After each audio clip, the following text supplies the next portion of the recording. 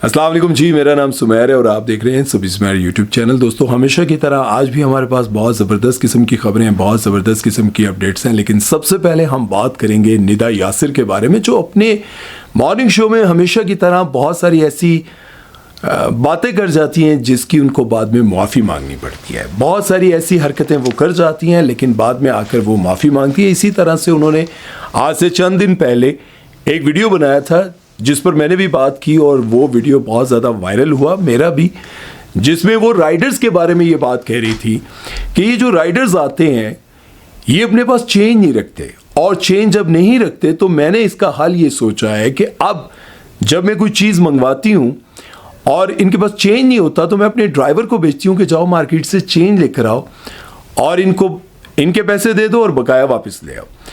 उस दौरान उनकी अगली जो डिलीवरी होती है वो लेट होती है, जो मैं ये समझती हूँ कि उनको सज़ा है।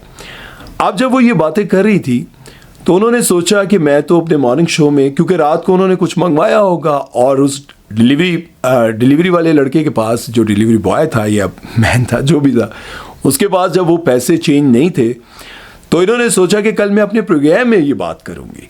उन्होंने ये बात तो कर दी, लेकिन पूरे पाकिस्तान में जितने भी डिलीवरी वाले थे उन्होंने इस बात पर बड़ी नाराज़गी का इजहार किया और उन्होंने कहा कि उनको माफ़ी मांगनी चाहिए। अब निदा यासिर ने माफ़ी मांग ली और उन्होंने कहा कि मेरे से ये गलती हुई कि मुझे कहना चाहिए था चंद ऐसे लोग, मैंने सारी डिलीवरी वालों को ये बात कह दी। मुझे चंद लोगों का जो जुमला था, चंद लोग, ये मैंने मिस कर दिया और मैं आप सबसे माफ़ी मांगती हूँ। मैं किसी की भी दिल आज़ारी नहीं करना चाहती थी।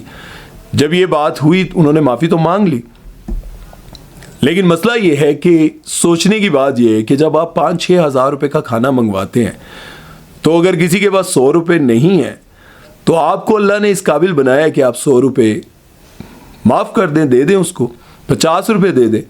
अब कराची के हालात देखे जाएं जहाँ वो रहती हैं तो कौन सा डिलीवरी वाला अपने पॉकेट में 50,000 रुपये की चेंज लेकर हर वक्त घूमेगा।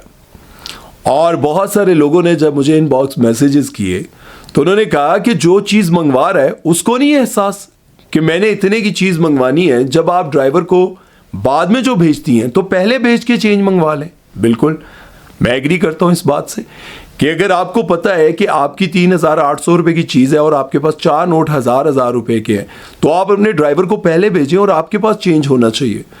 और आप जब ज़ाहिर है खुद अपने घर से निकलती हैं तो सोचती हैं कि कराची के हालात ऐसे हैं, कोई मोबाइल छीन लेगा, कोई पर्स छीन लेगा, आप सबको डर लगता है। तो एक डिलीवरी वाला जो अपनी जान जोखिम में डालकर ये सारे काम कर रहा होता है, आपको खाना पहुंचा रहा होता है, उसके हाथ में भी मोबाइल होता है, वो भी लोकेशंस देख रहा होता है साथ साथ, और आपके पैसे लेकर वो वहाँ तक पहुँचता है वापस जहाँ उसको पैसे देने होते हैं। तो ये बड़ा एक इम्तिहान है उन लोगों के लिए भी। वहाँ आप लड़ाई कर रही हैं 150 की, तो मेरा ख्याल है अच्छा उनके साथ जितनी भी बैठी होती हैं वो सब भी यही बातें करने लग जाती हैं। मतलब उनके साथ नादिया खान बैठी हुई थी और 2 एक्ट्रेस बैठी थी और ये सब यही बातें कर रहे होते हैं। और आपको पता है ज़्यादातर लोग क्या कहते हैं, ये जितने मालदार लोग होते हैं ये किसी को पैसे देना तो कहते हैं इनकी आदतें ख़राब हो जाती हैं, इनको अगर देना शुरू कर दो ना, तो अगर अल्लाह ने आपसे ले लिया और कहा कि तुम्हारी आदतें बहुत ज़्यादा ख़राब हो गई हैं, अब तुमसे वापस लेने का वक्त आ गया, तो कैसा लगेगा? सोचें उस वक्त आपको कैसा लगेगा जब अल्लाह ये कह दे कि भाई खुदा न खासा सुमैर, निदा यासिर या जिसको भी अल्लाह ताला के, इसको भी मैंने बहुत दिया, इसकी आदतें ख़राब हो गई, अब इससे वापस ले लिया जाए और इसको भी इसी तरह से राइडर बना दूं। अल्लाह के लिए क्या मुश्किल है भाई? हाँ, अल्लाह के लिए कुछ भी मुश्किल नहीं है। वो एक ही दिन में खुदा न खास्ता किसी को भी कुछ से कुछ बना दे, उसको कोई पूछने वाला नहीं है। वो कायनात का हाकिम है, सिर्फ मुल्क और इलाके का नहीं, पूरी कायनात का मालिक है। वो जो चाहे वो कर सकता है। इसलिए कुछ भी बोलने से पहले थोड़ा सोच लेना चाहिए कि कितने लोगों की दिल आज़ारी हुई होगी। लेकिन इसके साथ साथ उन लोगों को भी ये पैगाम देना चाहूँगा जो लोग पैसे होते हुए वापस नहीं करते, तो याद रखें कि ये भी एक चोरी है। अगर आप किसी को उसकी चेंज वापस नहीं कर रहे, सिर्फ ये सोच करके मैं कहूँगा कि नहीं है, इस बात को आजकल लोग बड़ा माइंड कर रहे हैं, ये सोच कर कहूँगा कि मेरे पास नहीं है तो वो मुझे दे देंगी, तो याद रखें जब आप झूठ बोलकर पैसे रखेंगे तो ये भी चोरी है और इसका जवाब भी आपको अल्लाह को देना पड़ेगा। जहां हमने निदा यासिर के बारे में बात की, वहीं हम उन लोगों को भी समझाना चाहते हैं जिनको ये काम नहीं करना चाहिए। खैर चलते हैं नेक्स्ट खबर की तरफ और बात करते हैं जी ऐश्वर्या राय के बारे में। पता ये चला कि ऐश्वर्या राय जो है वो राखी सावंत की बहन निकली। हैरान हो रहे होंगे आप, हाँ जी, राखी सावंत की बहन है। और ऐश्वर्या की बहुत सारी वीडियोस देखकर लोगों ने लिखा कि राखी सावंत की इतनी अच्छी इंग्लिश कैसे हो गई। अब ऐश्वर्या को देखकर लोग नीचे राखी सावंत लिखते जा रहे हैं। उसकी वजह क्या है? बहुत सारे लोगों ने ऐश्वर्या को पहले वक्तों में देखा होगा, लेकिन आजकल उनकी जो प्रेस कॉन्फ्रेंस और बहुत सारी वीडियोस सामने आ रही हैं उसको नोटिस नहीं किया होगा। उसको अगर आप नोटिस करें तो आपको नजर आएगा उनके चीक्स को देखकर, और दूसरी तरफ अगर आप राखी सावंत को देखें तो आपको लगेगा कि ये दोनों जुड़वा बहनें हैं। क्योंकि सबसे पहले आप ऐश्वर्या की ये तस्वीर देखें जो पहले की है और अब की देखें, अब ये राखी सावंत की तस्वीर देखें और अब की ऐश्वर्या की देखें, तो आपको दोनों सेम टू सेम लगेंगी।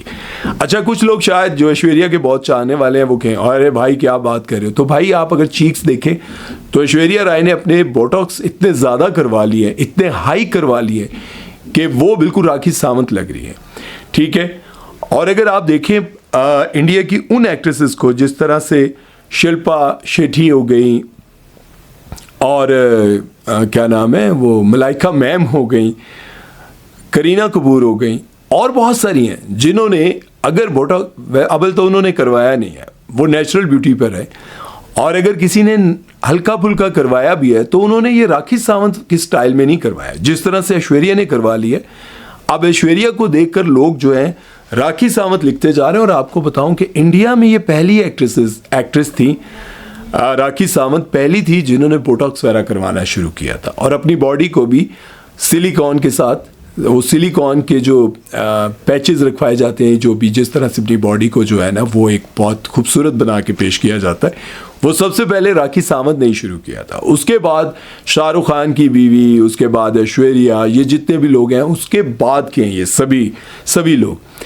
लेकिन लोगों को ऐश्वर्या राय का ये बोटॉक्स करवाना ये सब कुछ बिल्कुल भी अच्छा नहीं लगा, और लोगों को यूँ लगा कि इन्होंने बिल्कुल अपने आप को राखी सावंत बना लिया। बहरहाल आप लोगों को कैसी लग रही है आप लोग कमेंट सेक्शन में ज़रूर बताइएगा। चलते हैं नेक्स्ट खबर की तरफ और बात करते हैं जी सोहेल समीर के बारे में। सोहेल समीर हमारे पाकिस्तान के वो एक्टर हैं जिन्होंने पीटीवी के दौर में अपने कैरियर का आगाज़ किया, बड़ा अच्छा काम किया, लेकिन फिर इनकी ज़िंदगी में कुछ ऐसा वक्त भी आया, मुझे याद है, जब ये बिल्कुल गायब हो गए थे और इनके पास काम नहीं था, और उसी दौरान शायद ये सब कुछ हुआ जो मैं आपको बताने जा रहा हूँ। उन्होंने बताया कि मेरी पहली शादी हुई थी, एक एक्ट्रेस हैं जिनका नाम है सोफिया अहमद।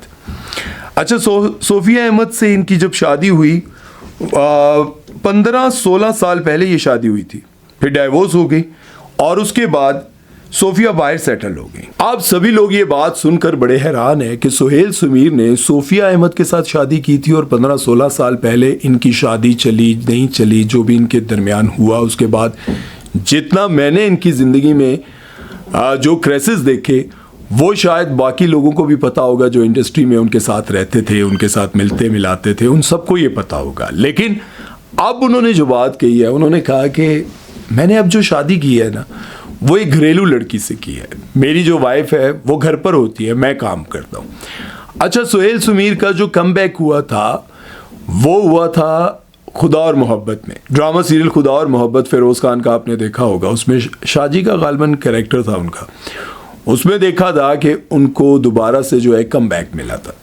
उससे पहले वो बिल्कुल फ्लॉप जा रहे थे, कहीं पर वो नज़र नहीं आते थे, लेकिन उसके बाद से उनको काम मिलना शुरू हुआ। लेकिन अब उन्होंने ये बताया, जो मैं ये समझता हूँ कि बहुत सारी एक्ट्रेसेस को ये बात बुरी भी लगी होगी, उन्होंने कहा कि पहले की शादी में और अब की शादी में फ़र्क ये है कि मेरी जो अब की वाइफ है वो घर पर होती है और ज़िंदगी बड़ी अच्छी गुजरी है। बात समझ रहे हैं कि जब तक आपकी जो वाइफ है वो शोबिज़ इंडस्ट्री से रिलेटेड हो तब तक आपकी ज़िंदगी अच्छी नहीं गुजरी होती। और उनका इशारा इस तरह से भी था क्योंकि आज से चंद साल पहले की बात है जब सोफिया की एक नाजेबा वीडियो भी लीक हुई थी, और जब वो वीडियो लीक हुई थी तो ज़ाहिर है फिर जो आपके साथ जुड़ा होता है, जिसने आपसे मोहब्बत की होती है, जिसने आपके साथ वक्त गुजारा होता है, उसको बड़ी तकलीफ़ होती है। और उस दौरान जब उनकी ये वीडियो लीक हुई थी तो लोगों को बड़ा हैरान भी हुए थे लोग। किसी को ये भी नहीं पता था कि ये सुहेल समीर की वाइफ रह चुकी है। और अब उनको फ़ख्र इसलिए होता है कि अब जिस खातून से उन्होंने शादी की, जिस लड़की से उन्होंने शादी की, वो घरेलू है और वो नहीं चाहते कि वो मीडिया पर आए।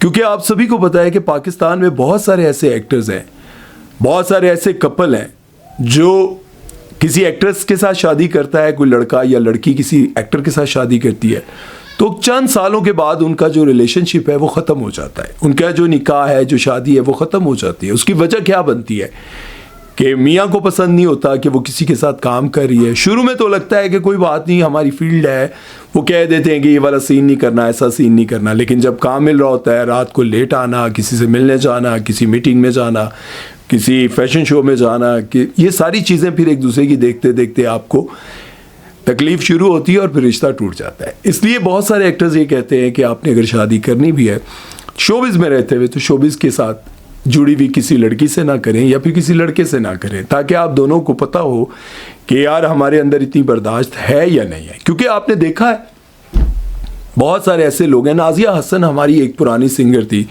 बहुत खूबसूरत थी, पढ़ी लिखी थी। वो कहती थी कि मैं शादी नहीं करना चाहती, लेकिन उनसे जिसने शादी की उसे कहा मुझे कोई एतराज़ नहीं। लेकिन शादी के बाद उन पर इतना दबाव डाला गया, इतना उनको परेशान किया गया कि पहले जब आप वादा कर लेते हैं किसी भी लड़की के साथ, जब आप किसी ऑफिस में काम कर रहे होते हैं और आपके सामने एक लड़की आती है जो बॉस के साथ बहुत ज़्यादा अटैच होती है और आपकी शादी हो जाती है, अब आप उसको मना करने लग जाते हैं, तो वो कहती है कि भाई जब मैंने तुमसे शादी की थी तब तुमने मेरे पर कोई एतराज़ नहीं किया था, तब तुमने कहा था सब ओके है, कोई मसला नहीं, लेकिन अब जब शादी हो गई अब तुम रोज़ एतराज़ करते हो।